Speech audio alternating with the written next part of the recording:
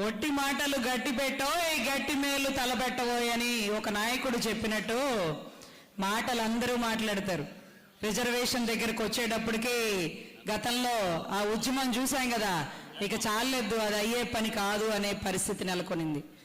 ఆయన చనిపోతే ఆయనతో పాటు ఆశ చనిపోయిందేమో అనుకున్నారు, కానీ మళ్ళీ ఆశకి ఊపిరి పోస్తున్నారు పార్టీలకు అతీతంగా కుల నాయకులు.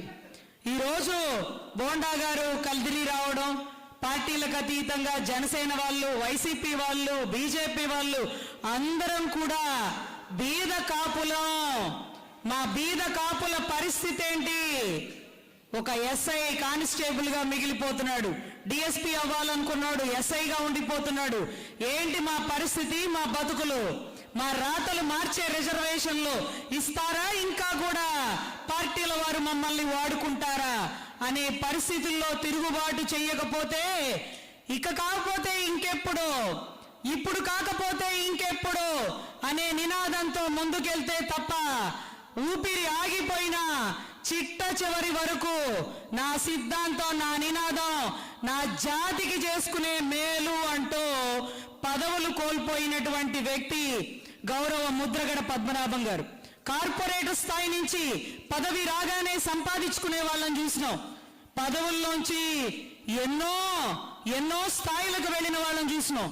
అధపాతాళానికి పడిపోతూ కూడా నా జాతిని పైకి తీసుకురావాలి అనుకున్న వ్యక్తి, బహుశా ఎకరాలు ఎకరాలు కోల్పోయిన వ్యక్తి, బహుశా ఇంకెవరిని ఎక్కడా ఎప్పుడు చూడమేమో.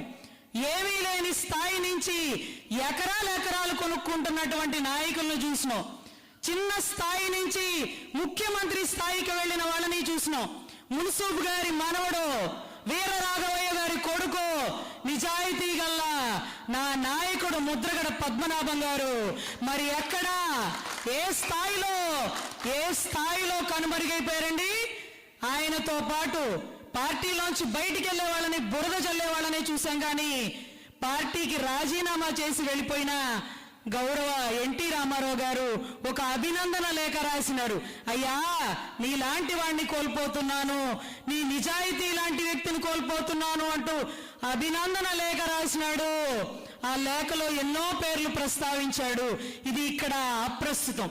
కానీ రాజశేఖర్ రెడ్డి గారు, చంద్రబాబు గారు, వెంకయ్య నాయుడు గారు ఆ తరంలో వారికి మించిన ఆస్తిపరుడు, వారికి మించిన బ్యాక్గ్రౌండ్ కలిగిన వ్యక్తి మున్సూబు గారి మనవడు చిట్ట చివరిలో ఏ పదవితో ఉన్నారండి?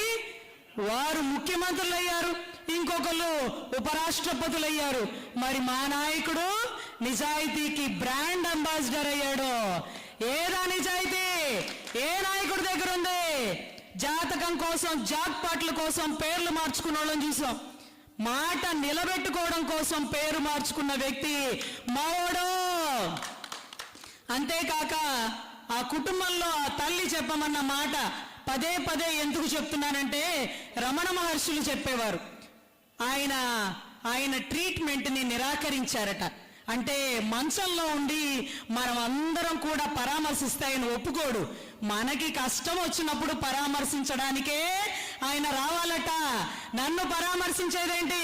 డాక్టర్ గారిని పంపించేశారు, ఇంజక్షన్లు వేసుకోలేదు, మూతి బిగబట్టేశాడు. ఆయన చావుని కూడా ఆయనే స్వాగతించినోడు మావోడు. ప్రాణం మీద తీపి లేనోడు మావోడు.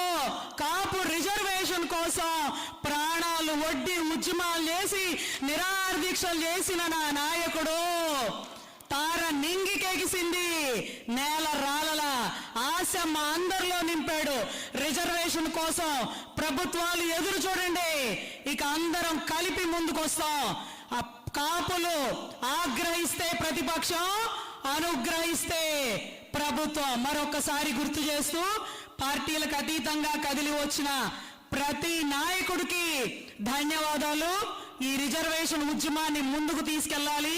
మీ ఇంటి ఆడబిడ్డగా అడుగుతున్నా, 60 ఏళ్లు దాటిన వాళ్ళు ఇంకా కూడా మీ పార్టీలకి, మీ అధినాయకుల్ని ప్రసన్నం చేసుకోవడం ఆపి పుట్టిన జాతికి ఏదైనా చేద్దాం.